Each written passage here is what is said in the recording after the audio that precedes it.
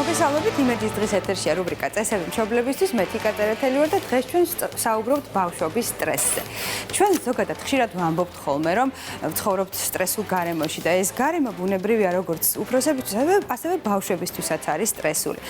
თითქოს უცნაურად ჟღერს სტრესი და ბავშვი, მაგრამ სტრესი ადამიანისთვის თანმდევია დაბადების პირველივე წუთიდან, იმიტომ რომ დაბადებაც არის სტრესი.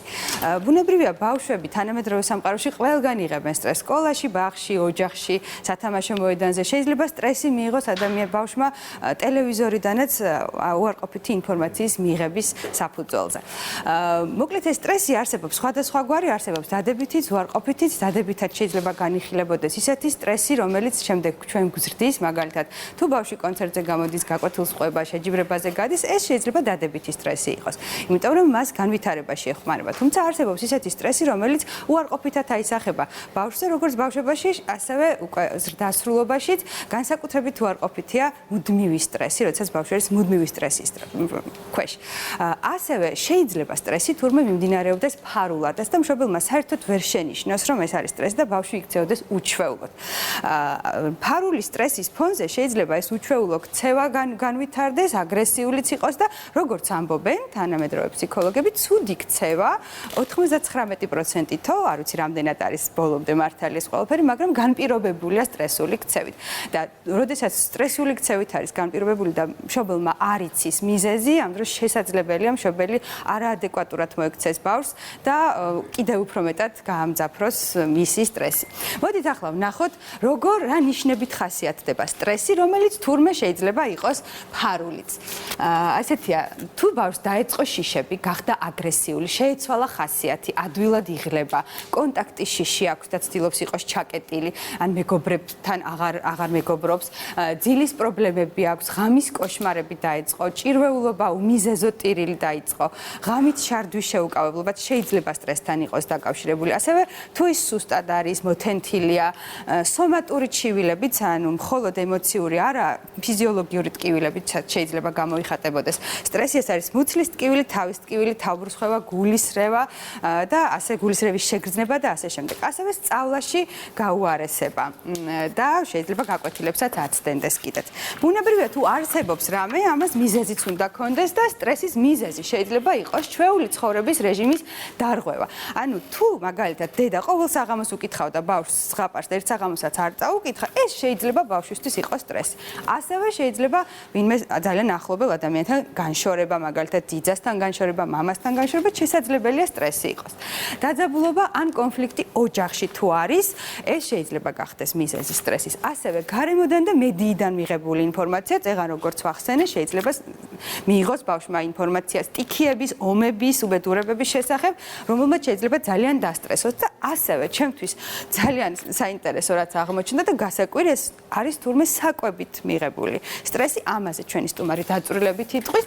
ახლა მე კიდე მინდა გითხრათ, რომ არსებობს განსაკუთრებული რისკის ქვეშ მყოფი ბავშვები, ანუ ისეთი სიტუაციები, რომლებიც ბავშვებს განსაკუთრებულად აყენებენ სტრესის ქვეშ. რადიკალური ცვლილებები ყოველდღიურ ცხოვრებაში თუ მოხდა, მაგალითად მშობლების განქორწინება, ბუნებრივია ბავშვებისთვის სტრესია, სკოლის შეცვლაც შეიძლება აღმოჩნდეს სტრესი.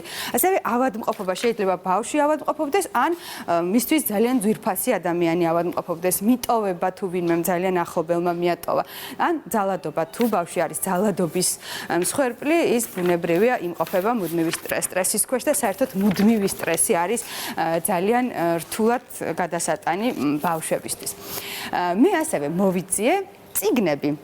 სამწუხაროდ ეს წიგნები არ არის ქართულად ნათარგმნი, ინგლისურენოვანია ძირითადად, მაგრამ ეს არის ისეთი წიგნები, რომლებიც დაეხმარება ბავშვს სტრესის გადალახვაში. ერთგვარი პატარა მაგალითებია და ამ წიგნების გმირებთან ერთად ბავშვები მიხვდებიან, როგორ შეიძლება ამა თუ იმ სტრესიდან გამოსავალი ნახონ. ერთ-ერთი არის ცრემლების წვნიანი, აქ ერთი ბებო იმყოფება მუდმივი სტრესის ქვეშ და მე აქ ჩანს, როგორ გამოდის ის ამ სტრესიდან. ასევე არის ალექსანდრე და საშინელი ძალიან ცუდი აუტანელი დღე, ეს ფილმის სახითაც არის და ფილმად შეგვიძლია ვნახოთ და დინოზავრის განქორწინება. ეს განსაკუთრებით გამოადგება იმ ბავშვებს, რომელთა მშობლებიც არიან გაყრილები. მოკლედ, ჩვენ სტრესის ქვეშ ვართ მუდმივად. აი ახლაც ჩვენ შეიძლება ვიყოთ, შეიძლება რა ვართ სტრესის ქვეშ, იმიტომ პირდაპირ ესერი ბუნებრივია სტრესია. თავისთავად სტრესია კი. და ჩვენ ვერ ვწნობთ ხოლმე, ხო? ვერ გძნობთ ხოლმე და ძალიან საინტერესოა ეს რამდენად გვაზიანებს ან არ გვაზიანებს. და რა დღეში ვართ. იცით რა შეშია ჩვენი ნერვები. უკვე ამას მექანიკურად ვაკეთებთ ჩვენ და აღარ იყოს სტრესი, მაგრამ ალბათ მაინც სტრესულია, იმიტომ რომ დიდი პასუხისგებლობაა, მილიონობით ადამიანი გიყურებს და შენ მათთვის უნდა იყო დამაჯერებელი, ინფორმატიული და ასე შემდეგ. და მე აი ეს მომენტია, რომ ეთერის მერე ამოსუნთქული ვარ ხოლმე და ყველაფერი დამთავრებული. მალე ამოისუნთქავთ ხარ. მოდით ახლა მოვიწიოთ ჩვენი სტუმარი, ნეიროფსიქოლოგი, კაიკონას თანადამფუძნებელი ნინო მარგველაშვილია ჩვენთან სტუდიაში სტუმრად და ნინო არაჩვეულებრივი გოგონა. ძალიან გვიყვარს ჩვენ ნინოს სტუმრობა. ნამდვილად. იმიტომ რომ ყოველთვის რაღაცას გამორჩეულს ამბობს ხოლმე. გამარჯობა. ნინო, შენ ძალიან ხშირად ამბობ ისეთ რამეს, რომ უცებ ცივი წყალი გადაგვესხმება. და ის რაც ერთი შეხედვით ესეთი კლასიკურია, რასაც ყველა ქადაგებს ხოლმე, შენს შემთხვევაში მოდიხარ და უცებ რაღაცას ახალს და რადიკალურს გვეუბნები. ვაიმე. ნინო, აი მოდი იმით დავიწყოთ. ჩვენ ახლა სტრესის ქვეშ ვიმყოფებით ყველანი, პირდაპირ ეთერის სტრესი გვაქვს. არის ეს საზიანო ჩვენ ჯანმრთელობისთვის? რო გითხრას კიო სად მიდიხარ? ვერსად. ძალიან მნიშვნელოვანი რაღაც მინდა რომ განვასხვავოთ სტრესი და ჭარბის სტრესი. სტრესი არის ყველგამყოფი. სტრესი არის განუყოფელი ნაწილი ჩვენი ცხოვრების, ხო? ანუ ის რომ გარეთ ცხელა მაგალითად, ესეც სტრესი არის ორგანიზმისთვის. სტრესი არის ნებისმიერი რამ, რაც იწვევს ჩვენს ორგანიზმში ჭარბი ენერგიის ხარჯვას, იმისთვის რომ ის სისტემები, რაც გვაქვს, ხო, სასუნთქის, სისხლის, რაღაცა, იმის რომ ის შეინარჩუნოს მათი ფუნქციონირების ოპტიმალური დონე. მაგრამ როგორც კი სტრესი ხდება ჭარბი, ანუ ან ხანგრძლივად მიმდინარეობს, ხო, ქრონიკულია, ან ძალიან მწვავე არის ინტენსივობით, ხო, ჩვენი ორგანიზმი გადადის გადარჩენის რეჟიმში. ანუ თავის ტვინი უცბად თავს განგარს, რო აქ არის საფრთხე და ეხლა საჭირო არის, რომ მე ეს ადამიანი დავიცვა. როგორც ადრე ევოლუციურად, ხო, ანუ და ვიბრძოლავე ხელში და მოვკლა. ანუ და გავიქცე. როდესაც გადავდივართ ამ რეჟიმში, თავის ტვინი აგზავნის რთავს ისეთ სისტემებს, რომელიც მნიშვნელოვანი არის და აუცილებელია ამ გადარჩენისთვის. ეს არის დიდი კუნთები, ხო? ანუ უფრო ვიძაბებით და ნახევრად შეკუმშული არის ჩვენი კუნთები და როდესაც დაძაბული ხარ, ხო, ძალიან დიდი ენერგია იხარჯება. იმის რომ კუნთია ესე გააკეთო, შენი ორგანიზმი ძალიან დიდი ენერგიას ხარჯავს ფარულად, ფიზიოლოგიურად. კუნთები გვეძაბება, სუნთქვა გვიხშირდება, გული გვიჩქარდება, წნევა იწევს. და ამიტომ და თიშავს იმ სისტემებს, რომლებსაც ძალიან დიდი ენერგია ჭირდებათ, მაგალითად იმუნიტეტი, მაგალითად საჭმელებელი სისტემა, უჯრედული შეკეთება, ემპათია და თანაგრძნობა სხვის მიმართ. ხო, ანუ როცა ვართ ჭარბის სტრესის ქვეშ, ჩვენთვის შეუძლებელია, ესე რა ვთქვათ, შეუძლებელია ვიღაცას უთანაგრძნო. შეუძლებელია. ხო, იმიტომ რომ შენი ორგანიზმი ცდილობს, რომ ეხლა შენ დაგიცვას ყოველდღიურად, როგორ მიგაყვანინოს. და ვართ, ანუ ეს ამას ნიშნავს ჭარბის სტრესი და რას მინეცი რომ შევხედოთ რომ ის რომ მე სუდად ვიქცევი, ხო? ის რომ მაგალითად საშინლად ვიკვებები, ეხა ჭამაზე რო იყო, ხო, რომ მიდიხარ და ერთი ტორტის ნაჭერი შეჭამი და კიდე გინდა, ხო? ეს კი არ არის შედეგი ჭარბის სტრესის. ეს უკვე ნიშანი არის, რომ შენ ხარ ჭარბის სტრესის ქვეშ. ანუ ბალანსი. ანუ ჭარბი კვება შესაძლებელი იყოს გამოწვეული ჭარბის სტრესისგან. რომ ენერგია მაქვს დახარჯული და ახლა მინდა რომ ავკრიფო, ხო? კი, სწორედ კაი. ანუ ის რომ შენ აკეთებ, თქვათ გეწყება რაღაცა ბრძოლები, ხო, ისეთი რაღაცის გაკეთება გინდა, რაც იცი რომ არ უნდა გააკეთო და აი არ გავაკეთებ. ბრძოლა რამდენია ყოველდღიურად. ანუ ეს ნიშნავს, რომ ჩვენ ვართ გადარჩენის რეჟიმში. სწავლების რეჟიმში კი არ მუშაობს თავის ტვინი, ვართ რეაქტიულები. უნდა გადავრჩეთ, ანუ რაღაცა ხდება, რამაც დაგვირღვია ბალანსი, ენერგიის და დაძაბულობის თანაფარდობა, ენერგია გვაქვს გამოცვლილი და ჩვენი ორგანიზმი ცდილობს, რომ რამენაერად ენერგია იპოვოს იმის, რომ შენ დაგეხმაროს, რომ გადარჩე. ამ დროს რა უნდა ქნა? 6 თვით უნდა წახვიდე სადმე, სიჩუმეში, სიწყნარში განმარტავდე, თუ რა? ნახე, ამ დროს ძალიან მნიშვნელოვანი არის მეორე ადამიანის დახმარება. იმიტომ რომ როცა შენ ხარ ჭარბის სტრესის ქვეშ, ძალიან გვიჭირს ჩავიხადეთ ჩვენ საკუთარ თავში.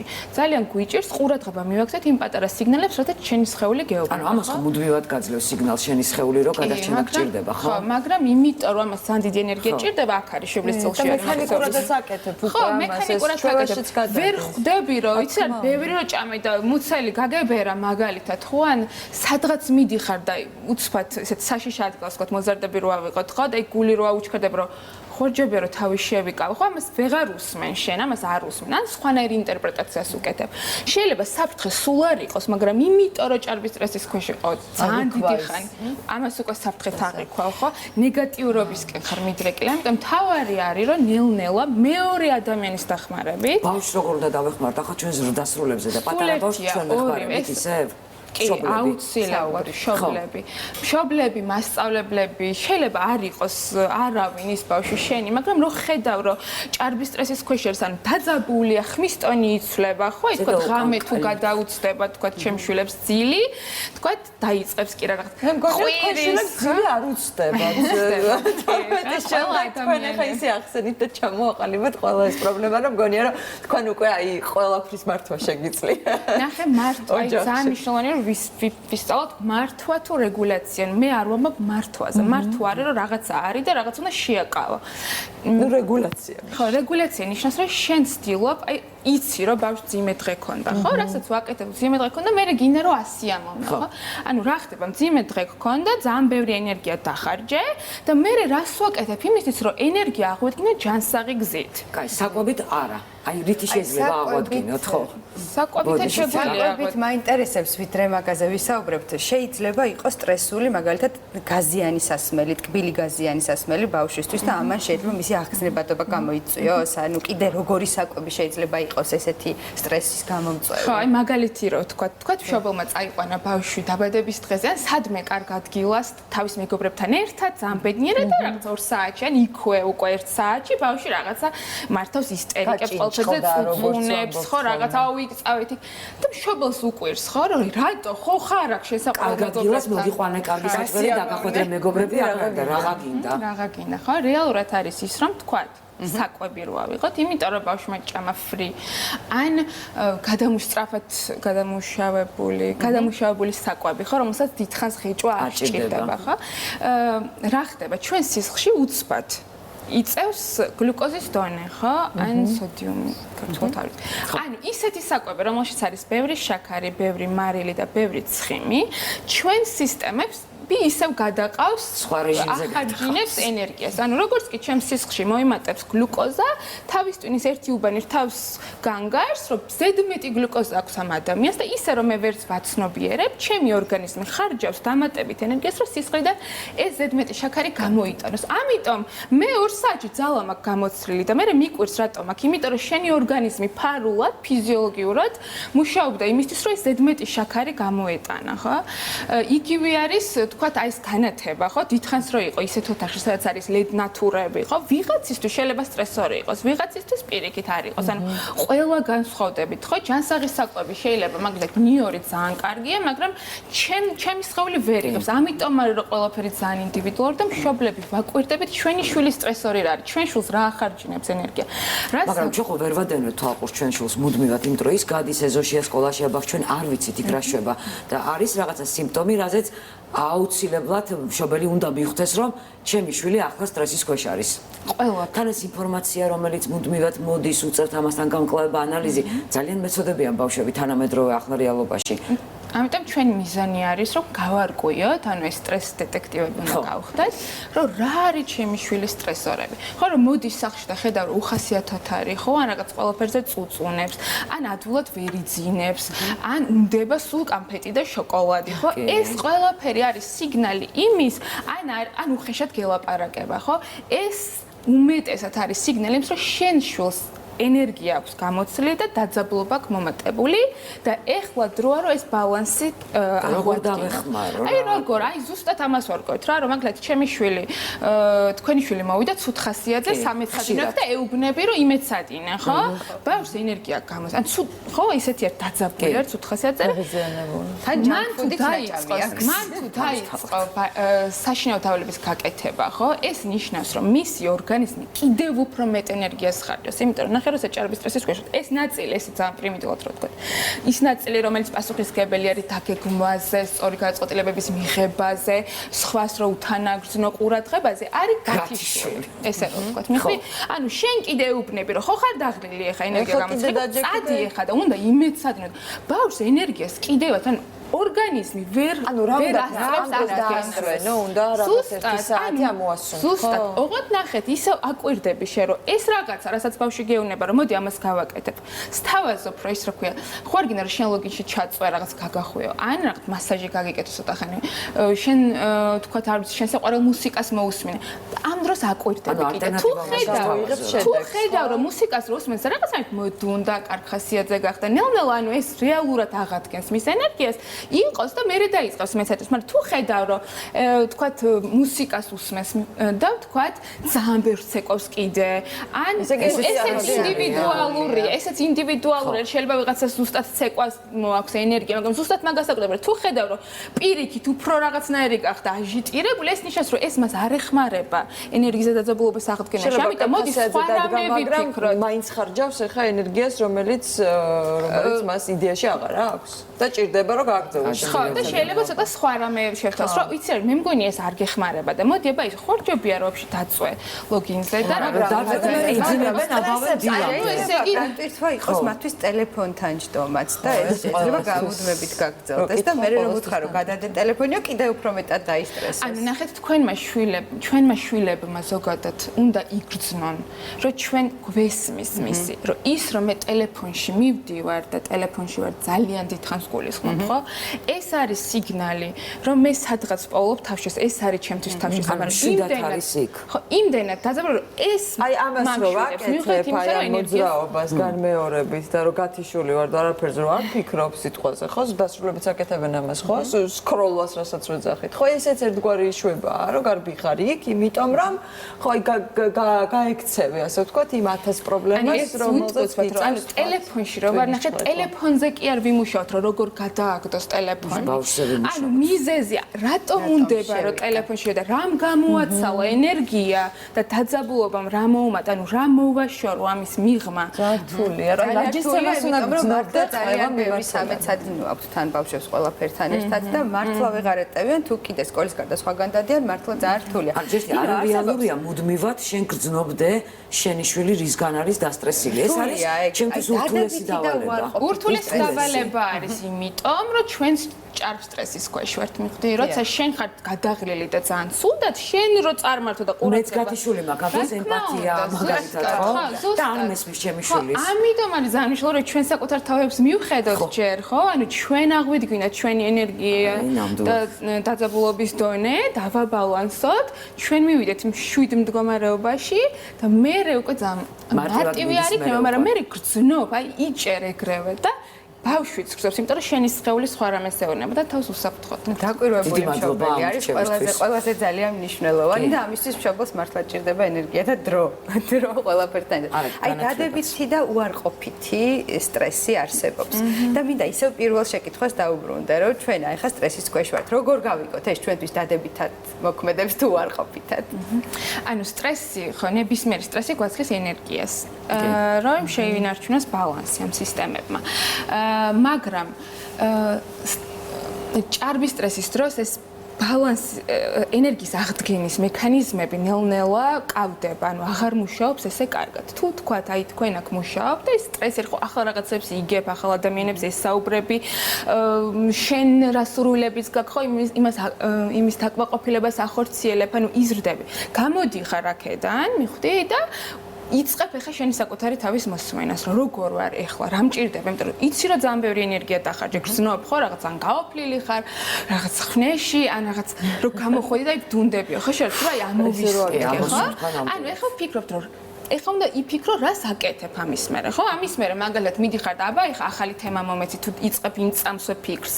თუ გამოდიხარ და ცდილობ იფიქრო როგორ აღვიდგინო ეს დახარჯული ენერგია, ხო? აი ცოტა ხანი ხო არ დავჭდე ეხლა მაგალითად და აი მივწვე, აი დაურეკო ჩემს საყვარელ ადამიანს და ხმა მოვისმინო და რაღაცნაირად კომუნიკაცია დავამყარო ესე, ოღონდ საყვარელ ადამიანთან, ხო? ხوارჯობია რომ ის რა ქვია, ეხლა სამსახურიდან რო გავალ, უბრალოდ ცოტა ხანი გავისენ, ან უნდა იფიქრო შენ რა გეხმარება ენერგიის აღდგენაში. ენერგია დავხარჯე, ვიდგენ ენერგიას ჩანსაღი. ხარჯავ და ვერ აღიდგენ, აი მე მიდიხარ უკვე კოლოფსა და ეცენი. აი უყურეთ მუდმივი სტრესში ადამიანი მნიშვნელობა არ აქვს რა ასაკშია. თქვენ როგორც თქვით ამ დროს ითიშება შუბლის წილი, რაც პასუხისგებელია ემპათიაზე, სხვის გაგებაზე, თანაგზობაზე და ამ შემდეგ. ესე იგი ბავშვი მოზარდი სულ ერთია. თუ მუდმივი სტრესის ქვეშ არის, ესე იგი მას მუდმივად გათიშული აქვს ეს წინა შუბლის წილი და ის არასოდეს არ არის ჩართული სოციალურ ცხოვრებას, არასდროს არ ესმის სხვისი, ის ვერასდროს ვერ შეიცოდოს მეგობარს, ანუ ამ რეჟიმში გვიწევს ცხოვრება? ამ ჭარბი სტრესის ქვეშ და ამ რეჟიმში გვიწევს ცხოვრება ნამდვილად განსაკუთრებით მოზარდებს. თუმცა იმის გამო რომ არასოდეს ყოველთვის ესეთი ქვაში გამოთვლილი რაღაცები არ არსებობს. მიხდი? ანუ ის რომ შენთან შეიძლება სახლში არის უდაძაბული, მაგრამ იქ სკოლაში რომ ის ერთი მასწავლებელი არის, ვიღაცა ვინც ძალიან უყვარს და იმ მასწავლებელთან იღდგენს ენერგიას. ან სანამ სახლში მოვა, ისეთ ქუჩებში გადის, ან ისეთ მაღაზიებს აწევს, რაც მას ამშვიდებს. მიხდი? ანუ თავშესაფარი ყველამ ვიცით სად გვაქვს, ხო? რაღაცა ნებისმიერი სტრესის დროს. თუმცა შეიძლება რომ აი ზუსტად საფრთხე ის არის, როცა ჭარბი სტრესის ქვეშ ხარ, შენ ვეღარ აფასებს სწორად, რომელი არის ჯანსაღი გზა ენერგიის აღდგენის და რომელი არა. ხშირად არც ამუხრუჭებ და პირიქით აჭერ უფრო და უფრო ასე ვთქვათ, გაზსრო, გამოწურო და შემდეგ უკვე ვთქვათ არა რეალურ გამოწვევებამდეც კი ყოველთვის არის შესაძლებელი ტრაექტორის შესვლა ყოველთვის. ეს მე თვითონ ვცლი ბავშვი ცვლის თუ დედა აძლევს მიმართულებას. აუცილებლად მეორე ადამიანი ხარ. აი შენ გააკეთე, შენ თვითონ შეგიძლია და ქენი მარტო არ უნდა დავტოვოთ, იმიტომ რომ არ შეუძლია და ვერ აკეთებს, თორე ვისაც უნდა, ყველა ბავშვს უნდა რომ თავის მშობელი გაახაროს და ყველა ბავშვს უნდა რომ კარგად მოიქცეს. უბრალოდ ვერ ვაკეთებთ. ბავშვობაში მიღებულ სტრესზე რო ვილაპარაკოთ, რამდენად მატრაუმირებელი შეიძლება აღმოჩნდეს ეს შემდგომ უკვე დასრულებაში და რა შემთხვევაში არის მატრაუმირებელი ბავშვის? ბავშვებში მიღებული სტრესი ძალიან გააჩნია სტრესს, გააჩნია ბავშვის ბიოლოგიურ მახასიათებლებს. ვიღაცა უფრო მგრძნობიარი არის, ვიღაცას უფრო თქვათ ძლიერი რაღაცები აქვს. ფსიქიკა უფრო მყარი თქვათ შეიძლება ხო? გააჩნია ინტენსივობა, სტრესის, ხო? აი თუ ბავშვი მუდმივი სტრესის ქვეშ არის, მაგალითად ბავშვობაში, აი რა შედეგებამდე შეიძლება თუ მაგალითად ძალადობის მსხვერპლია ჩვენ ძალიან ცუდი სტატისტიკა გვაქვს საქართველოში, რომ ძალიან მკაცრად ექცევიან მშობლები, პედაგოგებიც ბავშვებს. აი ეს მუდმივი სტრესის ქვეშ ყოფნა ყოველდღიურად რა შედეგს გვაძლევს? ფიზიოლოგიურად რო ვიფიქროთ, ანუ ბავშვის ეს მთავარი სტრესზე რეაგირების სისტემა არის მუდმივად ჩართული. მუდმივად ჩართული, იმიტომ რომ რაღაცა საფრთხე არის და შენ იცა სულ მოკეთ ბავშვი არის სულ ბრძოლა გაქცევის ან გაყინვის რეჟიმი. გაყინვის რეჟიმი კიდევ უფრო ქვედა ფაზა, პრიმიტიული ფაზა არის, როცა უკვე ბავშვი აღარც იბრძვის, აღარც გარბის, აი ეს დგას და ხო თავს გიქნევს და შენ გონია რომ აი ეხა ხო მომისმინე მე ხო ეხა ხო შეგიძლია ჩუმად შდომა რეალურად ბავშვი ბოლო ენერგიას იკრებს რომ აი ამ რაღაციდან გადარჩეს. როდესაც ქრონიკულად ხდება ეს ხო თავის ტვინის უბნები გამთლიანება აღარ ხდება ანუ აღარ ესაუბრება სხვადასხვა უბნები ერთმანეთს ისეთი მეორეში აღარ გადის ანუ ერთი უბანი შიშის უბანი არის გაძლიერებული და ყველაფერი შესაბამისად ტრელებს ამის გარშემო. იმიტომ არ ვაკეთებ რომ მეშინია, იმიტომ არ ვაკეთებ რომ ვიღაცამ არ დამსაჯოს, ვიღაცამ ცუდი არ იფიქროს ჩემზე, მოლოდინები რო აქვს ჩემი და არა იმიტომ რომ მაგალითად მე თვითონ რომ მე მესიამოვნება, იმიტომ რომ მე გავიზრდები, ხო? და გადადიან ასეთი ნეგატიური მიდრეკილება ხდება რა, ანუ ყველაფერს უკვე შიშის თვალით, საფრთხის თვალით, ხო? ყველაფერი ვიღაცამ გაკრა ხელი, უკვე ტირილს ეწყებ, ან უბრაზდები, ხო? იმიტომ რომ ყველაფერი საფრთხე არის და როცა ყველაფერი საფრთხე, სტრეს ჰორმონები გამოგეყოფა, სულ დაძაბული ადამიანი, ანუ ენერგია აღარ გაქვს და ვეღარ ვითარდები.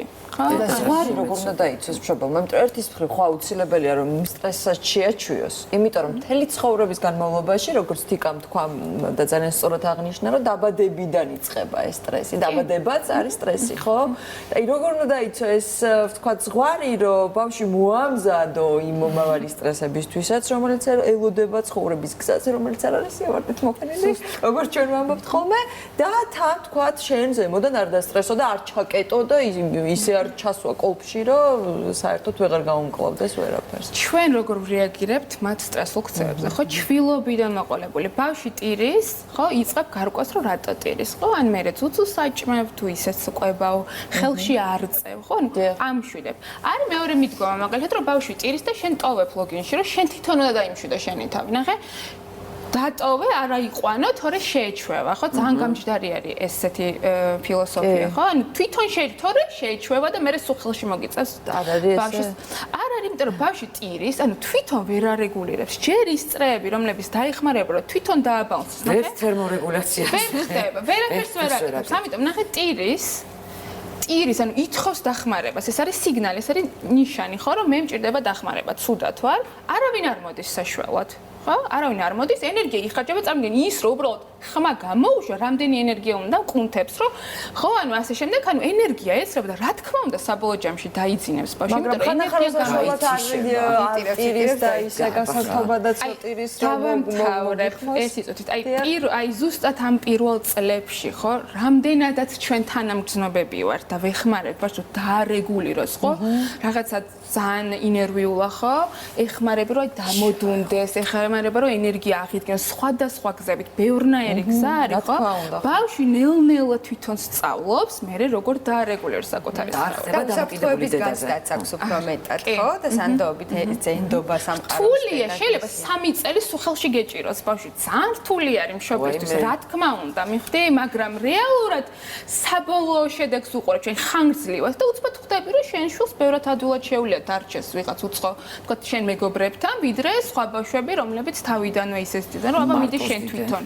შენ თვითონ გაზრდართულია, მაგრამ თუ შვილს ვაჩენთ, უნდა ვიყოთ სირთულეებში. იმიტომ რომ ეს არის ძალიან დიდი სიამოვნება ყველაფერთან ერთად. ჩვენი სტუმარი იყო ნეიროფსიქოლოგი კაიკონას თანადამფუძნებელი ნინო მარგველაშვილი. რუბრიკა წესები მშობლებისთვის ამით დასრულებულია. მე გემშვიდობებით.